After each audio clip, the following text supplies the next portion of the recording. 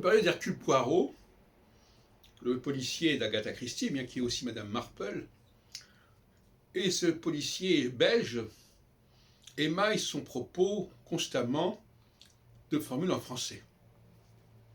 Alors on a écrit là-dessus, on s'est demandé qu'est-ce que ça voulait dire, est-ce que c'était important ce qu'il disait en français ou pas. Et donc, il faut bien comprendre que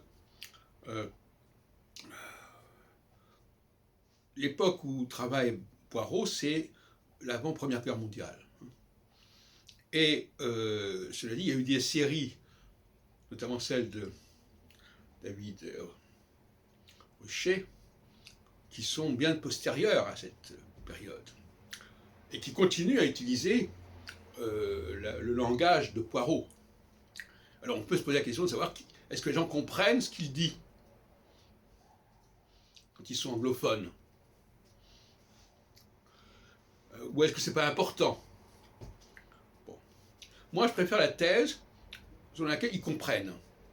Ils comprennent parce qu'ils ont un bagage francophone, surtout avant la guerre, et que par conséquent, il y avait des formules en français qu'on pouvait parfaitement comprendre, d'autant plus que souvent ça ressemble beaucoup au français, à l'anglais, pour des raisons qu'on connaît, puisqu'ils ont copié sur les Français. Et ça nous renvoie à un autre problème plus large, que j'ai déjà abordé, mais je terminerai là-dessus, à savoir que l'anglais a beaucoup emprunté au français, massivement, et à différents niveaux. J'en ai parlé, je n'ai pas cessé d'en parler, c'est un sujet inépuisable. Et récemment encore, je m'intéressais à l'adverbe en anglais, en LY. Hein. D'où ça vient ce LY qu'ils mettent partout?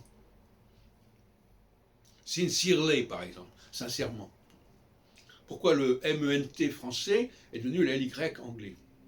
Ils ne savent pas répondre. Pour nous, en revanche, pour le français, on le sait.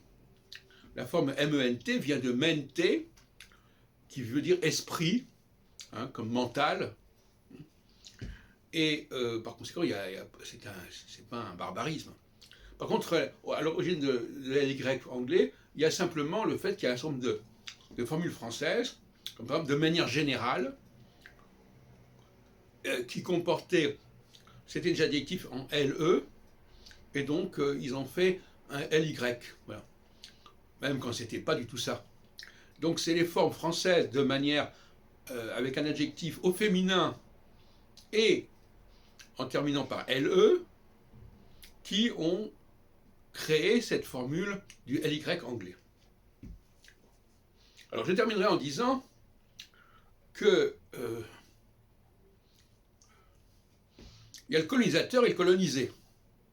Alors le colonisateur, il entrave quelque part le développement du colonisé, mais le colonisé, par le fait qu'il emprunte et qu'il imite le colonisateur, va également faire un problème pour le colonisateur. D'autant plus que souvent le colonisateur n'est même pas conscient qu'il a colonisé, puisque ce sont des emprunts qui sont faits par rapport à une culture qui vous a fasciné. Mais ça ne veut pas dire que la culture a essayé de vous fasciner, simplement que vous êtes fasciné par cette culture. C'est pas la même chose. On peut vouloir piller quelque chose sans que la personne qui est pillée soit d'accord ou consciente qu'on l'a pillé. Puisque par définition, le pillage, quand on emprunte quelque chose, c'est pas, on n'emprunte pas la matière elle-même, on emprunte une copie. Hein, comme voilà, on est déjà dans le domaine du virtuel. Quand un Anglais emprunte des mots au français, il ne les enlève pas au français. Il ne les vole pas au français et en même temps il les vole.